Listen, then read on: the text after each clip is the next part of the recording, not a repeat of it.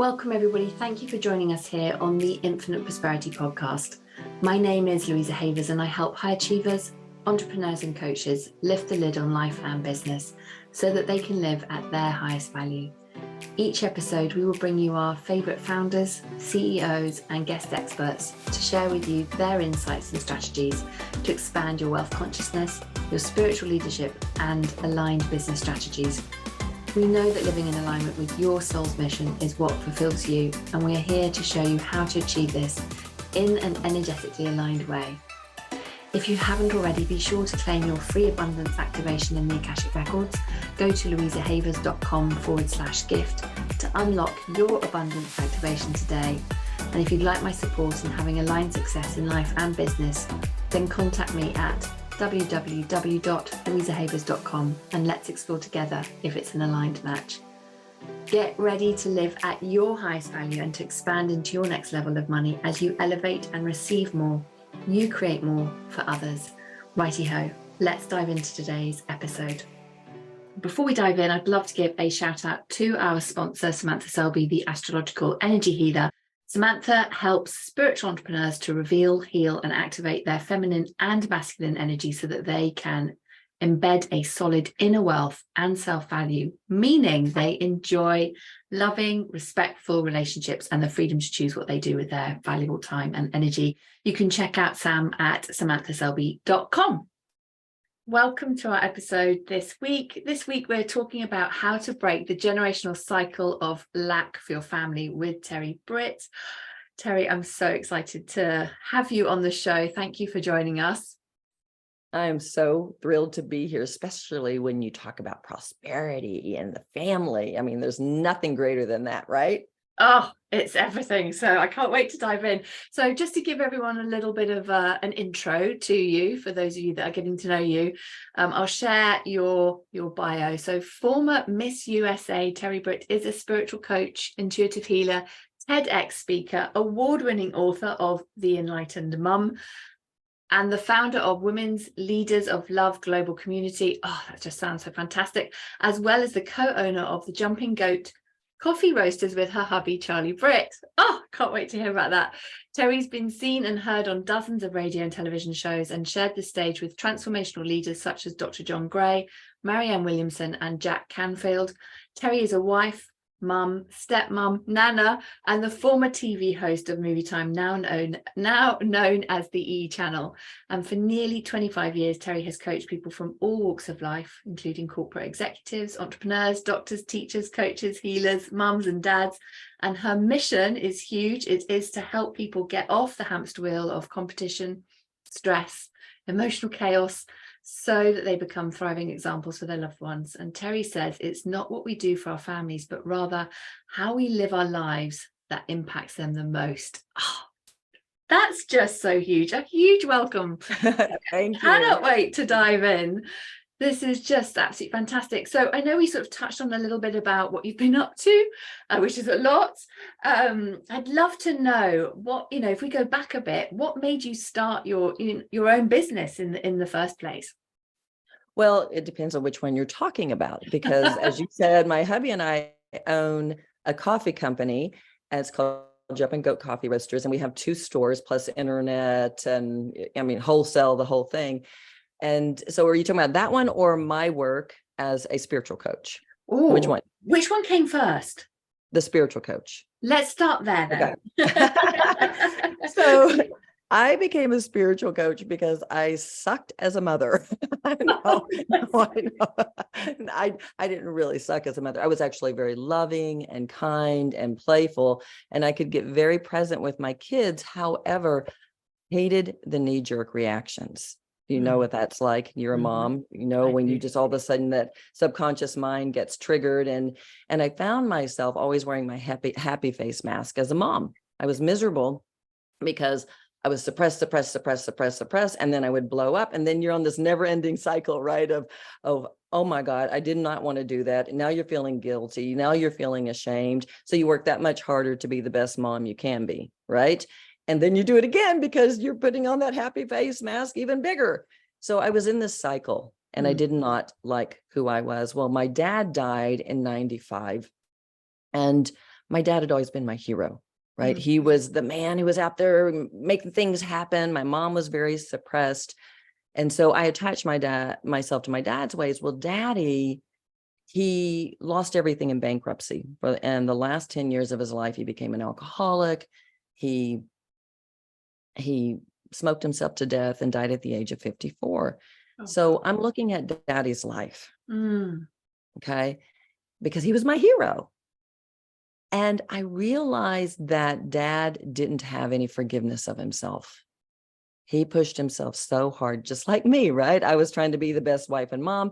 I had done the same thing in school. I mean, I had lived my life on that hamster wheel of always trying to get it right, do it right. Well, when I recognized that I was like him, thankfully I wasn't an alcoholic, and thankfully I didn't have a drinking problem, but I was on that same trajectory as really doing a downward spiral eventually. So I got into therapy, and that's when I was kind of unraveling everything. And my therapist said, "You're wound really tight. You need to get into meditation." Well, when you make a decision to heal, your world opens up, right? I mean, things just start falling into place. I had no idea where to go to take a meditation class. This was in the 90s. We didn't have the internet, so easily accessible back then. I don't even know if it was existing then. So I just kind of thought, okay, well, whatever. Well, a girlfriend of mine introduces me to a friend of hers who is about to start meditation classes at an intuitive healing school in Southern California. She says, "Do you want to go?" I said, "Yeah, I'm in." First night in this class, Louisa, I am feeling the energy. We're running energy. We're clearing our energy. And I am feeling more calm and connected than I've ever felt. Well, that got me excited. Okay. That was like, woohoo, I'm so excited about this, because I felt like there was something magical happening. Well, I started studying the intuitive. Well, first I started energy, just clearing energy. And then I went into a clairvoyant program, which was, oh man, it was altogether 2 years of training. Wow. But our goal was to look at people's energy in this intuitive training, and you'd look for matching pictures. Okay. You'd say, okay, the teacher would say, you and you have matching pictures. You go read each other. So you're looking at the person's energy, looking for the blocks, moving out the energetic blocks. Well, as soon as you got triggered, okay, meaning you couldn't read anymore because it got fuzzy, that meant you had a matching picture, meaning you had something inside of your energy field that was similar to the person in front of you. That was your cue to stop the healing, go within and clean out your own energy. Well, the more I started cleaning out my own energy, I felt more connected. I felt more peaceful again. I felt more loving. And what I started realizing is that the things that I was cleaning out were hidden beliefs, hidden memories, things that caused me to suffer. Really, to suffer, to live in this mindset of I always have to push and shove and do the right thing. It was keeping me on that hamster wheel. Well, from there, I was like a different person. I was starting to see some shifts in my family. And through that training, I became a spiritual counselor. And then I was reading a book on unconditional love one day, when all of a sudden the little girl inside of me shows up. And I am sobbing. I mean, I am just, because I realize I've never acknowledged her. I've never loved her. I've never accepted her. And I hear in my ear, thank goodness for intuitive training, I hear in my ear, "Get up and write this. This is the beginning of your book." Well, that was my first book, Message Sent, which was really a journal of awakening. And what I did is that I started paying attention to my outer world, like I had done in class, right? You just going along, happy face mask, and not happy face mask. I was taking the mask off, but I was looking, I was happier, right? But then you'd get that trigger, you know how that trigger it goes. And that would be my cue to go within and use the energy tools that I had learned in that school to go within, clear my energy, look for what was being triggered, which was really going into the subconscious mind, and then releasing it so that I could come back to neutrality. Well, the more I did this, my family shifted, because I was no longer needing to do everything right for them. So the stress level went way down, right? Huge. Wow. Can you relate to that, right? So it's like, Completely. okay, what I realized is that I had been performing my whole life trying to win love and approval. I did it in school. I did it as Miss USA. I mean, I did it in television. I did it in everything. I was always trying to win at life. That creates the hamster wheel. Well, because I was now looking at, well, what is my truth? This is true. If it's causing me to suffer, what I soon realized is that it's not the truth, right? If I'm trying to control my kids, if I'm trying to make them act a certain way, if I'm trying to win their love and what I realized is that every time I tried to make my kids be a certain way, I was training them to try to win love. Right? Yes. Yes. And I realized that I was perpetuating the cycle again. My parents had raised me to be good, to try to get it right, do it right, thinking this was going to get them love, success, and happiness. That's what my dad did. And then when he failed, he felt like he had failed everyone and he couldn't receive love. And I realized that's what I was doing. And I was teaching my kids to do the same thing. So through that, I started really loving myself and quit looking for it outside of myself. And what was so cool about it, this was with my late husband, because he passed away after 17 years of marriage. But I'm sorry to hear that. Yeah. And I'm married now for almost 15 years. So it's all good. But, when you're unhappy and you're performing and you're trying to get it right and do it right, you feel like, well, if I do everything right for my family, won't they do it right for me too? Right? We perform. We're trying to get them to make us feel loved. But then if they don't do it a certain way, if they're having a bad day or whatever, then we get angry. So I would blame my husband for my unhappiness all those years. Well, then as I started doing this, instead of seeing him as the problem, I saw him as a gift. When I reacted to him or to my children or to my outer world, and this is really what I learned through Message Sent, that first book, is that everything that showed up in my energetic field was a gift for me to see myself. And so instead of feeling like the world was happening to me, I started feeling like the world was happening for me. And the more I chose to sit in gratitude, now I was no longer being in victim mentality.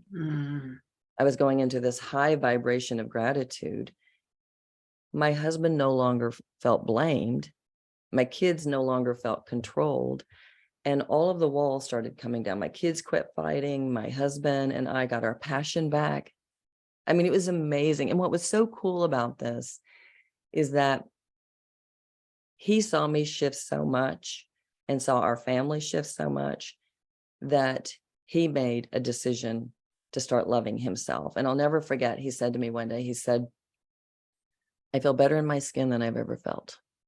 And I asked him why, and he said, you forced me to it. And I said, how did I force you to it? He says, because he was just like this big gorilla, right? I'm like, how did I force you to do anything? And he said, when you quit caretaking me, Terri, to find yourself, it forced me to find myself. I feel better in my skin than I've ever felt. Louisa, it was when I look back on that, because it's scary to make a commitment to love yourself. And I really see, taking a stand for unconditional self-love is prosperity consciousness. And because you're putting yourself in a high vibration. Every time I was performing for my family, for the world around me, I was in poverty consciousness, because what I was saying is who I am is not enough. I was the one doing it. Right? And so to see my act of courage to love myself, shift my family, but to give him that gift of self-love before he died at the age of 56 of a massive heart attack. I'm so happy that I did that. Yeah. Right? That's just a huge transformation. And to be able to see that, I can really feel it as you were sharing, the ripple effect from that own inner work being reflected back to you, and how your family benefited, not only in their relationship with you, but also within themselves and going on in their lives. It's like a huge ripple effect. Huge ripple effect. And what was so cool about this, again, this was like around the early 2000s, Steve, I went to the book, to the library, and I go in front of, I'm walking, because I always going, well, what am I supposed to see? What am I supposed to see? I know I'm an intuitive. So I see this Deepak Chopra tape and I pull it out, and I wasn't following Deepak, but I felt you got to take it home. So I took it home, looked at it, was like, this isn't for me. This is for Steve. And it was called The Way of the Wizard, I believe. He watches it. He starts crying and said, I don't want to be an achiever anymore. I want to be a seeker. I want to let everything go. Now, this is a man who we lived had been living in a 7,000 square foot house with a 50-foot sport fisher, classic cars, he brought home $1 million after taxes every year. And he had been miserable because he was on that hamster wheel. But through watching me shift, he said, I don't want to be an achiever anymore. And we let everything go. Our house sold without this was a different house, because at this point we had scaled down from 7,000 to 4,500 square feet, still a big house. Yeah. Our house sold without ever going on the market at top dollar. And he took 1.5 years off. Well, in the midst of that, he said, I want to do something bigger than myself. I want to do something for the planet and God. And I'm not kidding you, within that year and a half, I don't know if you know who Neil Donald Walsh is, who wrote Conversations with God. Yes. His daughter, Tara, and another guy who we did not know, and his name was Robert, somehow found my husband and said, we have an idea for a company, a website, because the internet was starting to take off, and we feel you're the man to create it. Wow. That company was called ConsciousOne.com. And Conscious One was the beginning platform for all the self-help courses. We had all the Hay House authors. We had Neil. We had Sonia Choquette. We had, oh my gosh, I can't remember all of them. Doreen Virtue, who was big in it at that time. I mean, we had all these names that we were sharing their message with the world of self-help. It was amazing. And when I look back on that, Louisa, I thought, I did that. I did that because I said no more to this old family paradigm of self-denial, always trying to put everybody else first. And instead, I chose unconditional self-love. And what I've learned over time is that when I love myself unconditionally, I'm actually putting God first. Okay? Because I'm honoring and loving the way I was created. And whatever God is for you, right? Yeah. But I'm putting that all loving energy first and saying, I am choosing to be an expression of love. I'm choosing peace, joy, connectedness within myself. And then I become that expression for others. That is true prosperity consciousness. And so what I saw is I broke the cycle of the old family paradigm of put your kids first, put your partner next, put yourself last, and then everybody is on the hamster wheel trying to perform and no one's really feeling fulfilled. Well, when I broke that cycle, we stepped into a new family paradigm, which puts unconditional self-love first. That's such a huge shift. There's so much within there. There are so many quotes that I was like, oh, these are write it down as what you're sharing. I hope everyone listening has got a pen and paper to capture all the wisdom that you're sharing, because there's so much within this, in terms of that absolute transformational shift that you've been talking about, when we're able to let go of those inherent family paradigms that, unless we become aware, we don't know that we're just on that self-fulfilling prophecy of fulfilling the family paradigm. And it really resonated with me when you were sharing that, because I saw that with myself, with how my father had been working, and I was on that corporate hamster wheel, and you're like, oh, hang on a second, I'm literally just repeating the same thing here. What am I doing? Good for you for recognizing it, because look at our society, our world. Most people are not recognizing it. It's a tragedy, isn't it? It really is a tragedy. It is a huge tragedy. We really need more and more of us getting out there to be able to share the message, so that people can wake up and have that experience to see that there is a different way. There really truly is. I love how you describe, people, prosperity consciousness, and being able to shift out of the poverty consciousness by letting go of the old family paradigm. And you touched on that. You said that the old family paradigm that creates that cycle of lack, unworthiness, and poverty consciousness. What else? I mean, why is that? So what I've seen is I got a download. And the download was called the worthiness quotient. And what it is that every time we perform, every time we try to get it right and do it right, what we're saying is who I am is not enough. So we're coming from the two lowest vibrations. I'll get that out. Two lowest vibrations of shame and guilt. Well, as I explained in my class and by watching my family, if I'm coming from the two lowest vibrations of shame and guilt, I'm going to attract things to me that feel like punishment. So what do? I'm going to work that much harder to prove my worth, to keep showing that, look, I'm good enough. I've done it right. I'm lovable. I'm worthy. And then what happens? We attract more of that energy that feels like punishment. But when we choose to love ourselves, we cross the divide of lack and we move into a high worthiness quotient. So your worthiness quotient is how open you are to receiving love, nurturing, and support from the universe, God, whatever you want to call it, the people around you, simply for being you. That means no performing. That means no trying to get it right. So when we choose to love ourselves unconditionally, we move into this high worthiness quotient vibration, and we open up to receive things that match that energy. So we're saying, I'm worthy of being seen, heard, and valued. I'm worthy of being loved and nurtured simply for being me.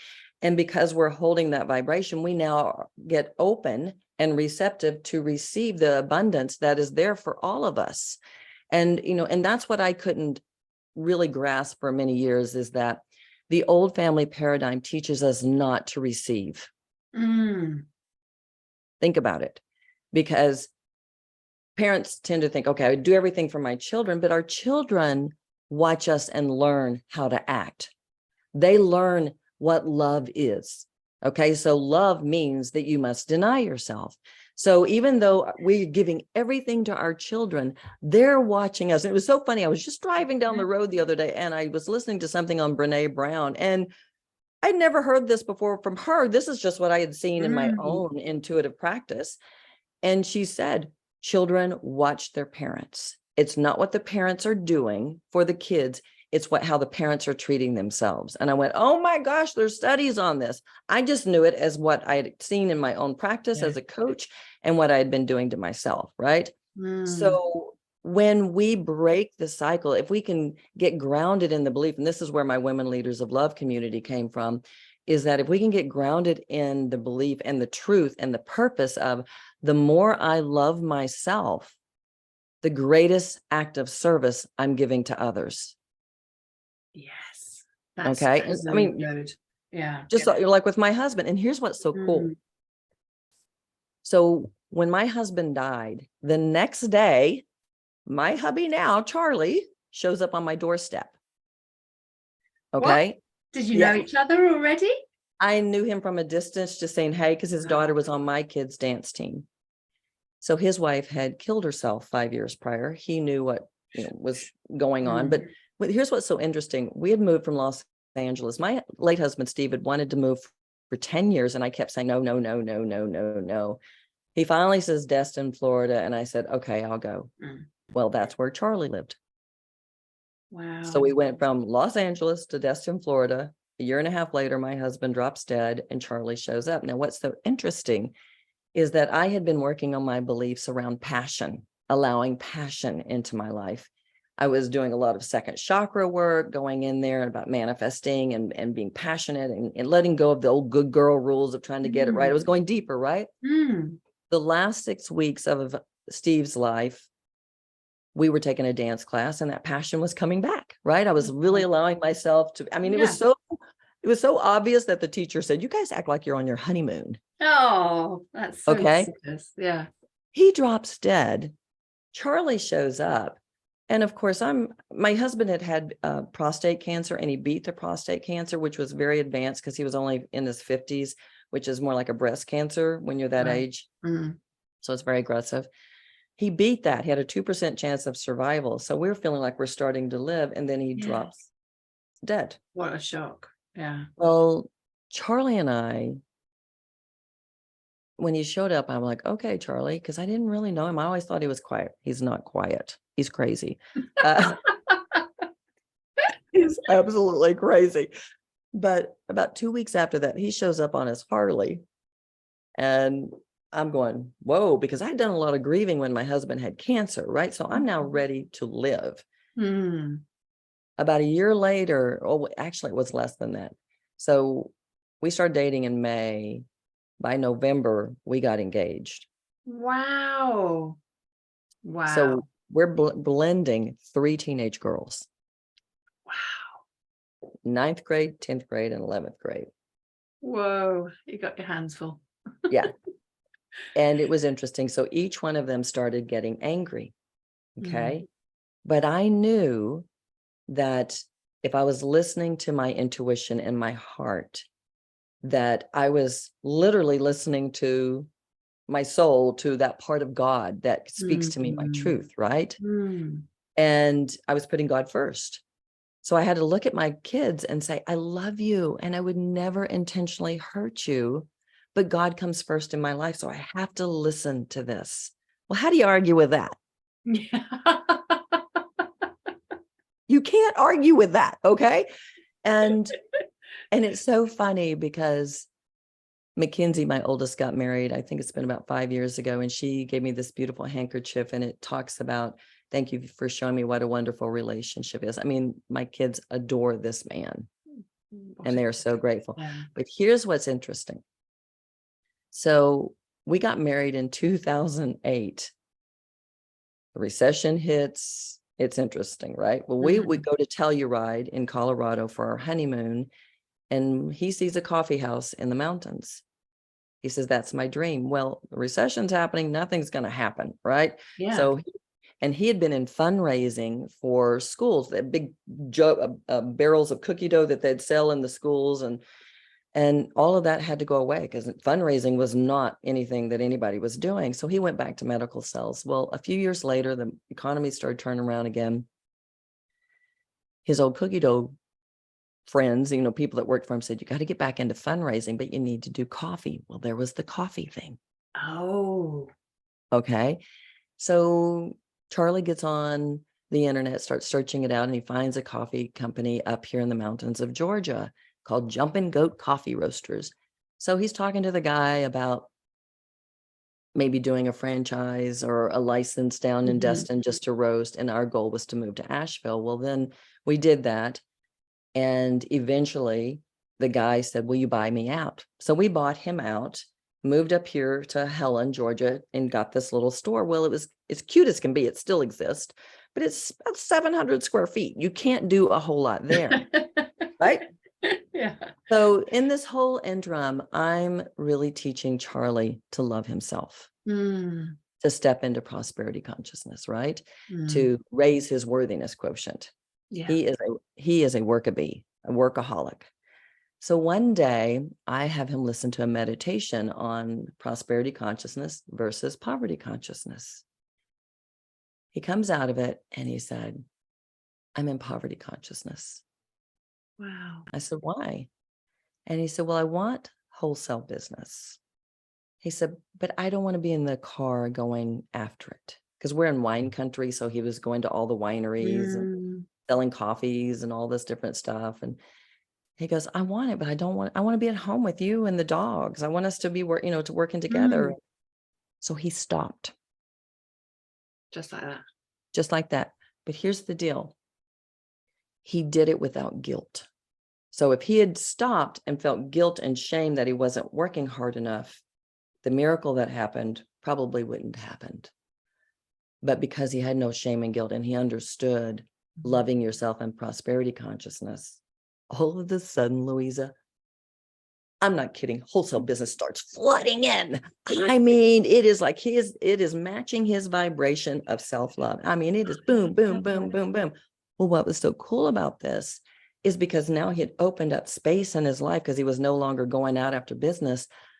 Literally about a mile down the road from where we live. We live up on top of a mountain. You go down the mountain and it's about a mile down the road, a piece of property, 7.5 acres at the base of the mountain we live on, came up for sale.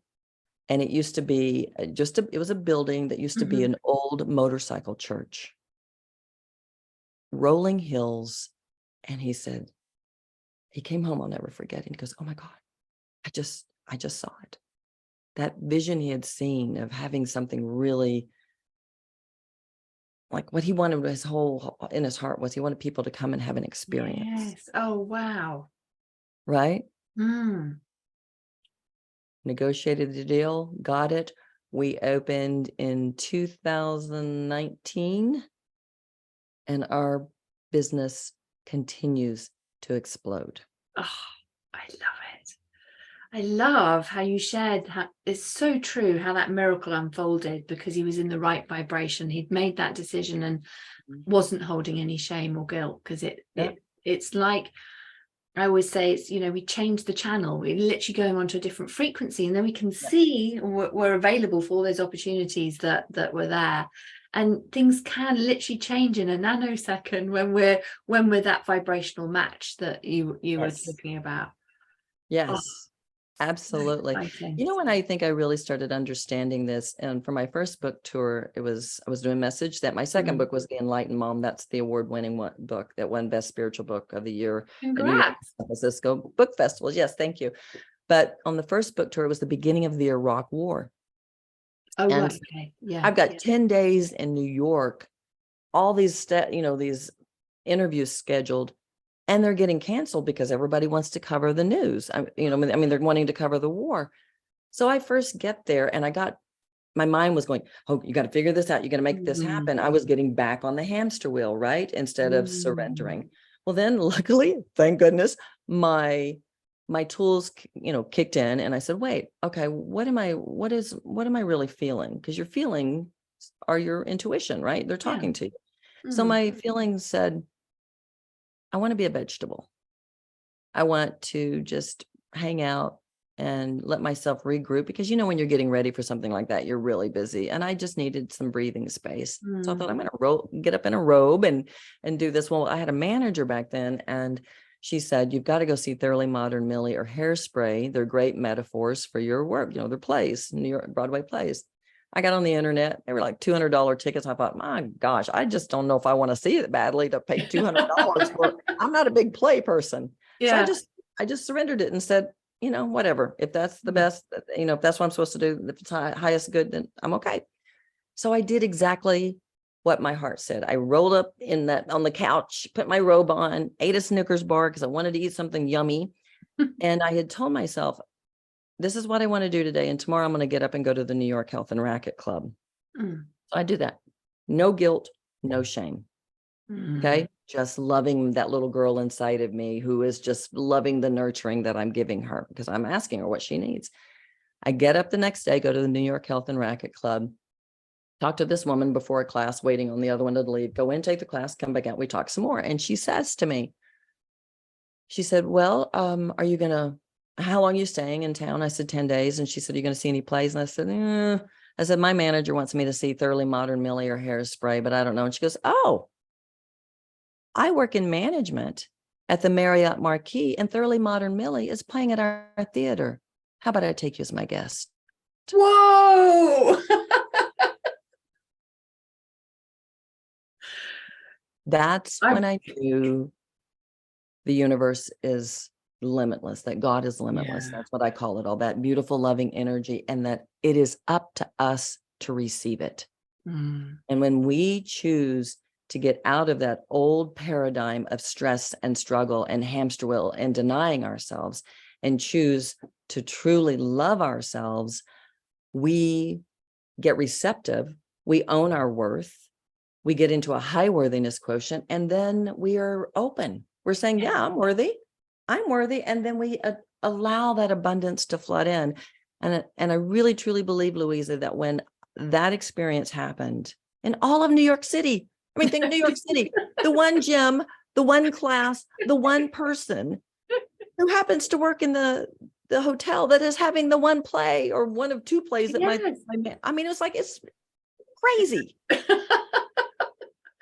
I love it. I love it so much. I just love these when I hear things like this, because you can't make this stuff up. No. Can you? It's just like, whoa, but you know, and it just is for me that validation and evidence that when we're in the receiving and we've sort of stepped away from the doing and the hustling, and you have to do more because you haven't quite done enough, and then or if you stop and allow yourself a break, actually, because you're about to burn out, you're feeling in that guilt and shame because you still feel like you're in that paradigm of, oh my God, I've got to keep doing more. And I think it can be tricky to make that shift, to really allow yourself to start to move out of that old mindset, move out of that old energetic vibration. Yes. To be able to be in that prosperity consciousness. How do you shift out of it? How do you talk about it? Well, I teach my worthiness quotient programs. That's how I teach my clients. And really it starts with a commitment to self-love and really taking back the authority of your life. When we're performing, we're making others the authority of our lives, right? We're saying you are the one whose feelings and opinions matter more than my own. And so what we're saying is that I'm not worthy. Our actions are what say I'm not worthy. And then that's why the punishment feels like it shows up, right? It feels like life is hard. So just recognizing, I mean, there's a great exercise I love to do. So, okay, you have two columns. The first column is where I perform. So you look at it and say, where do I perform? Am I not asking for what I want? Am I not asking for help? Am I suppressing my voice? Am I not going to exercise class, even though it's something I really want to do, right? These are where we're performing. And then the next column will say, what would love do? Real love, real unconditional self-love. What would that look like? And then you look at it. So if I'm not asking for my husband to take out the trash, the loving action would be to have him take out the trash. If it's, I need a raise, but I'm not asking because I keep waiting for my bosses to tell me that I'm enough. No, I'm enough. I'm going to go over here and ask for the raise. And then the next step would be that if it doesn't manifest with that much grace and ease, then that's your cue. Then, okay, is my outer world mirroring to me a belief that says I'm not worthy, that I'm holding on, inside of me? Like, okay, so for me, I used to be afraid to ask my dad for what I wanted. Even though he was my greatest cheerleader, I would get shaky and feel like I had no power with him, because in our home, my dad was God. He got the final say on everything. So when I got married to my late husband, Steve, I said to him one day, you're taking away my power. And he says, nope, you're giving it away. Wow. Right? Yeah. So it's recognizing, when am I making the others the authority, and what is the belief I'm holding on to that says this is what I have to do? If you're not speaking your voice, if you have a feeling like, well, nobody hears me, then allow that feeling to take you back and talk to the little girl inside of you and say, what's hurting? Yeah. What's going on inside of you? What is the belief that you're holding on to that is being mirrored to you? Because remember, the outer world is always a gift. It is not happening by chance. You're not a victim. It's showing you how you're loving yourself or not loving yourself. So that is my process I do every single day. Luckily, I don't get triggered much anymore. I used to get triggered daily. And so this is the process I saw, is that I would get triggered and it might take months to get an answer. Then as I started embracing it, because I would resist whatever the trigger was, like, stay in my blame game. Yeah. But as soon as I started going into gratitude and saying thank you and loving little Terri, just asking her, I love you, I've got your back, you're safe with me, building that relationship, and then letting her tell me what was going on. I see pictures, some people feel it. Yeah. Some people have a knowingness, some people, hear things. but allow that intuition to guide you back in time to the belief, and then release the belief and say, okay, if it's causing me pain and suffering, it's not the truth, right? It's not the truth. Yes. So you release the belief and say, what is my truth? And that's when I do a soul retrieval. I really allow myself to call back the energy of what I've disconnected from. And then by calling that back, I feel more in tune with my truth. You know, I am that. And just by doing that over the years, it's been magical. I mean, it really has been, you know, and you know, like in my course, I go in and I take people into meditation. There's like, how many meditations? There's 18 meditations where we go deep into not only, you know, our belief systems, but we go into the family, about, you know, the lineage that we've carried on and stuff like that. So it goes deeper than that. But these are things that you can do starting today and to start shifting yourself. First one being, where am I performing? And what would love look like? I just love that so much.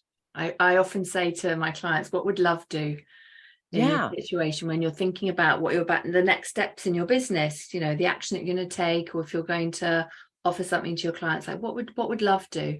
And it just feels energetically very different, doesn't it, to be able to kind of come from that place rather than feeling like you've got to do something. It feels to me energetically, instead of producing something, you feel like you're doing something, you're contributing something, you're being able to, it's energetically more giving and doesn't drain you, if that makes sense.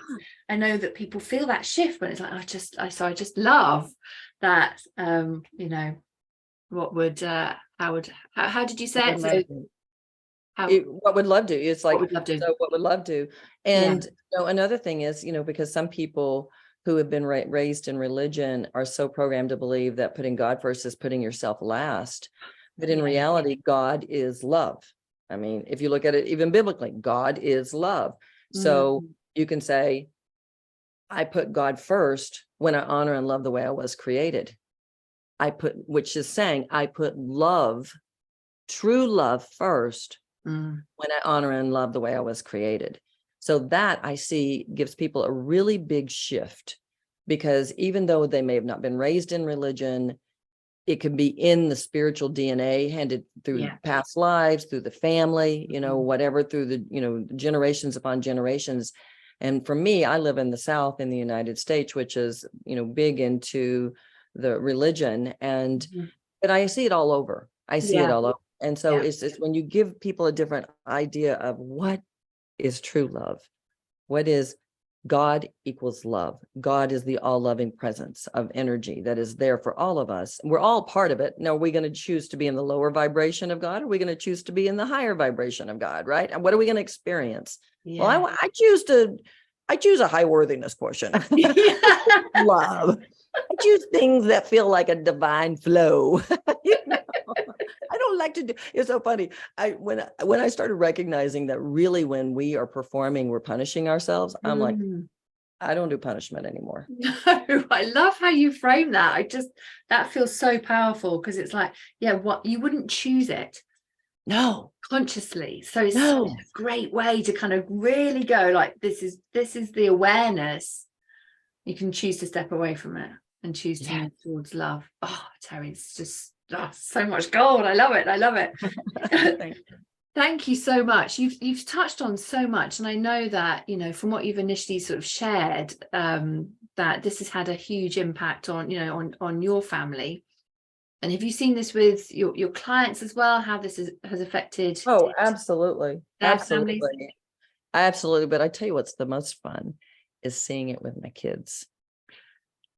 Yes. Because then you see the generational cycles that you've broken and how it's making a difference. I mean, I see my children in amazing relationships. My youngest is more or less a butterfly, and she's very creative, but she has a guy that she's with who happens to be partners with my other daughter and her husband in a coffee house in Florida. Wow.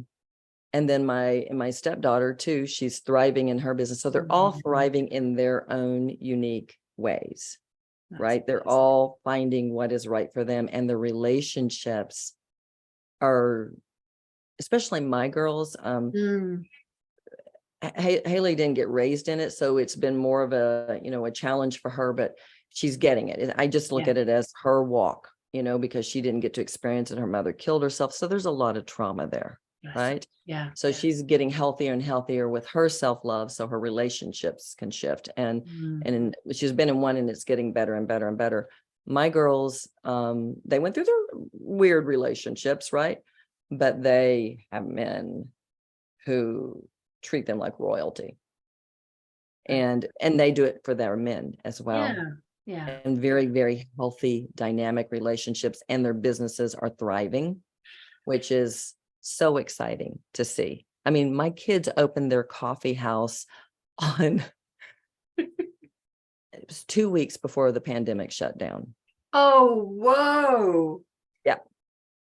Wow. They shut down. So what was that? 2020. That was the spring of 2020. It's 2023 now. So since then, they got back open. They've done so well that they had to buy a property. They were just renting. They've now purchased a property and are in the middle of renovating it. So it'll be at least 3 to 4 times more people that they can house, because it's just exploding. It's the coolest thing.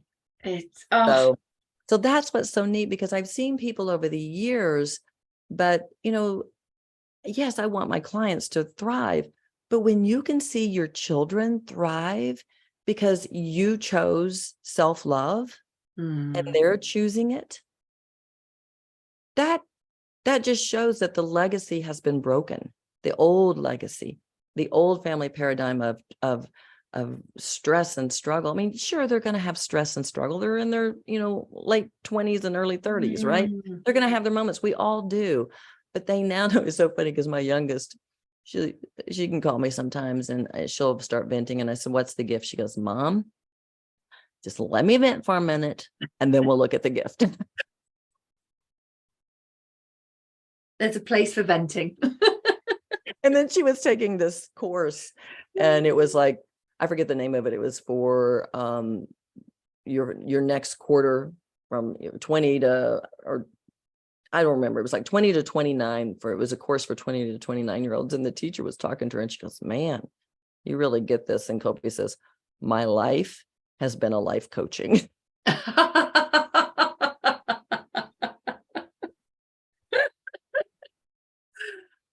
It's like, okay, we don't do victim mentality. We can have a few moments of and of course, if there's grief, of course you have as much time as you need to grieve. But I just know the power of not feeling like a victim and going into gratitude for what is there to show us how to love ourselves. Exactly. Oh, thank you so much. This has just been so inspirational, and I know that all our listeners will have been walking away with just being so inspired and it's impacting them. I really want you to share, because I know you very generously have a free gift and a special offer with your program. So please do tell everybody what they are and how they can get hold of it. Right. So first off, I want you to go take the worthiness quotient quiz, because it's broken down into 8 segments, and you're really going to take a look at, have I owned my worth in every area of my life? And then you get a personal report with the different sections and what the number is on those. And then you get an overall worthiness quotient. And so you're going to see, here is where I need to stop performing even more so. Here is where I need to love myself more, right? So that is really, really cool. It's just terribritt.com. That's TerriBritt.com /quiz. So you can do that. And then I also have my Worthiness Quotient Breakthrough Bundle, which is my Women Leaders of Love ebook, which is, I call it a toilet bowl read. You can sit and read it on the toilet. It's that short and sweet, and so you can read it, but it's got 3 guided meditations to help you start really paying attention to your purpose. And one of the meditations, I take you in to help you see the gift you give others. So you start opening up to your intuition when you love yourself as a woman leader of love, which is so cool. So that one is just terribritt.com /leaders, and it's totally free. Totally free. So those are 2 things. Now, if you get that one, you'll also see at the end that gives you the option to take the quiz. So that might be the easier way to go. And then my big program, the Worthiness Quotient, Claim Your Crown, Lead a Life You Love. That course is a game changer. I had a woman who took the course. I was kind of beta testing right when the pandemic happened. And she got furloughed. She's a big with a big marketing company, and they furloughed everybody. She says, Terri, I focused on your course. And she said, I ended up carrying the whole company for the month of April because business was still flooding in. She carried the whole company. So by doing it, so she was focusing on self-love. And this can be for anybody, whether you're starting out and you're saying, okay, I really want to shift my consciousness, or I've been doing this, but I need to go deeper into these meditations, because I said there's 18 meditations, there's 6 modules. We talk about intuition, we talk about creating a deeper connection, we talk about forgiveness. Okay, because that's a big one. Remember, if we're holding guilt and shame. So that was my big thing. We're there. And then teaching you the step-by-step process of seeing the gift, passion, fire, that is so important. And then manifestation, really some simple tools to help you bring everything together. And so you guys, I keep this so cheap. Because I want everybody to have it. It's ridiculous. So it's normally like $297, but when you get it and you go into the coupon, or you go into the shopping cart and you see the coupon code, put in TALK, TALK, like we're talking, and you get 50% off. That's amazing. If you know what, because I believe it's important to give and receive, I would give this away to every person on the planet if I didn't feel like it was important to, to receive and give more, because I believe in it so strongly. And I've seen how people have shifted, how they've, their lives, not only in their work, have changed, but also in their families. And that's so important because, our work can be doing great, but if our home life is struggling, it really affects work, because we're not as creative as we can be. We're not as productive as we can be. And, you've seen people in the workplace, even if you're an entrepreneur and you own your own business and you're not in like an office building, but you're doing your own thing, it still affects you. It affects you horribly. It affects you. So when you do this, you become more creative, you become more productive, you become more connected. And what's really cool is that what I've seen over the years is the more you clear out by doing the meditations, you get more intuitive. And so that is key. It's right. So because key. It is so key, because when we're not intuitive, it's because we're making others the authority. So it creates emotional confusion. But when we're clearing it and we're getting in alignment, we are now the authority. We're allowing the universe to guide us, and we get more receptive to intuitive guidance. And I tell you, it has been a game changer for me and for my hubby. Well, thank you so much. That's so generous. My pleasure. I'm going to encourage everybody to go over there and to get that, because I do think that this is something that we can continue to grow and evolve with our self-love and our worthiness quota. Like we need to fill up our cup continuously, so that it's not like, oh, I've done that bit, I'm all good. It's something that we continue to nurture and develop. You know what? That is so true, because I've heard people say, oh, well, I've done inner child work and I've done this, but yet they're struggling. And it's like, this is not a one-time thing. The tools that I teach in this course are tools that you will use for the rest of your life. It's like the whole nutshell. Think of it as your little spiritual fanny pack or your spiritual backpack. Something comes up, you're like, okay, which tool? Okay, here we go. Right? Yeah. That's the way I see it. Oh, that's gold. Thank you so much. And so where can people find you overall? The website? TerriBritt.com. TerriBritt.com. Beautiful. Yeah. We'll put the link. Oh, and I didn't give the link to the course. It's just TerriBritt.com/worthy. Perfect. With the coupon code TALK. Mm-hmm. Yeah, we'll pop all of that in the show notes so that all our listeners can tune in and get that. Thank you so much, Terri. Thank you. Oh, I loved it. Thank you so much. I could sit and listen to your voice all day. It's just so beautiful. It's like that accent is amazing. I just thought, oh, it's so soothing. Oh, bless you. Thank you. Do you know, it makes me laugh. I have a lot of other colleagues in the States as well. And they'll say, I just played your voice to my son. I just had to, so he could hear it. I love that. That's awesome. So it just makes me smile. But so thank you so much, and thank you to all our listeners for tuning in today. This has just been an epic episode. I know that everyone will walk away changed from this conversation. So thank you so much, Terri. Thank And you. until next time, till our next episode, take care, everybody. Sending you all lots and lots of love. Namaste. Thanks for listening to the Infinite Prosperity Podcast. And if you like what you've heard and want to know more, please go to louisahavers.com. We just appreciate you so much. So thank you for listening and hanging out with us. If there's anything that we can do for you, you can email us at louisa@louisahavers.com.